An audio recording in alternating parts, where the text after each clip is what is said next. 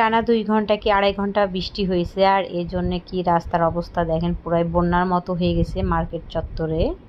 Hey guys, আসসালামু আলাইকুম। সবার কী অবস্থা? মা ছেড়ে আসছিলাম একটু মার্কেটে, আর এসে এই পানির প্রবলেমে পড়ে গেছি। মানে আসার পরপরই এত বৃষ্টি শুরু হয়েছে যে বাসায় যেতে পাচ্ছিলাম না, আর কারণে রিক্সাও পাচ্ছিলাম না। আর এখন তো যতগুলো রিক্সা আসতেছে, অটো আসতেছে, সবগুলোতে লোক আছে আর কি, এজন্য দাঁড়ায় আছি, কোনো মতেই পাচ্ছি না।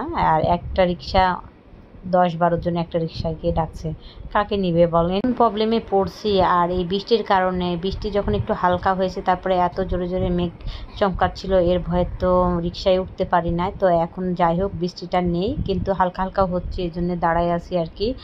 তো ফাইনালি একটা আমি অটো রিক্সাগুলো পাইলাম, আর এখানে মা ছেলে উঠলাম আর কি। আল্লাহ ভরসা এখন যাই আস্তে আস্তে। এই যে দেখেন রাস্তার অবস্থা, মানে রাস্তার দুই পাশে এত পানি যা বলার মতো না।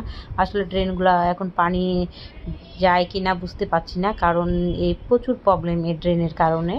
আসলে পানি যে কেন জমে যায় বুঝছি না। কিছু কিছু জায়গায় আবার দেখেন পানি নাই, আর কিছু কিছু জায়গায় এই যে দেখেন কি অবস্থা।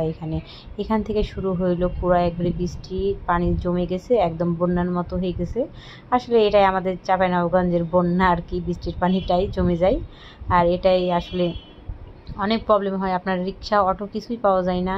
পাওয়া গেলেও আপনার ডাবল ভাড়া দিতে হয়, এটা কোনো প্রবলেম না, কিন্তু আসলে পাওয়াও যায় না ঠিক মতো। টাকাটা বড় কথা না, কিন্তু রিক্সা অটো এগুলো পাওয়াও একটা ব্যাপার।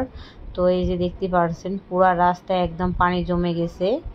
এই পানিটা মানে কিছুক্ষণ বৃষ্টি হলে, আর এই পানিটা এত সমস্যা হয় যে পানিটা যে আপনার দ্রুত রাস্তা থেকে চলে যাবে সেটাও না, মানে পানি যেতে অনেক সমস্যা হয়, মানে পানি রাস্তাতেই থেকে যায় অনেকক্ষণ, মানে ঘন্টার পর ঘন্টা। আর মানুষকে এভাবে পানি আর কি প্রবলেমে পড়তে হয়, পানির প্রবলেমে, আর এভাবে চলাচল করতে হয়।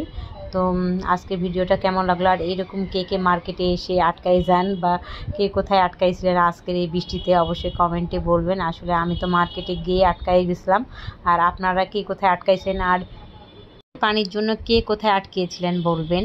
কারণ আমি তো মার্কেটে আটকাইছি, আর পুরা মানুষ যে যেখানে ছিল সেখানে তারা আটকিয়ে গেছে।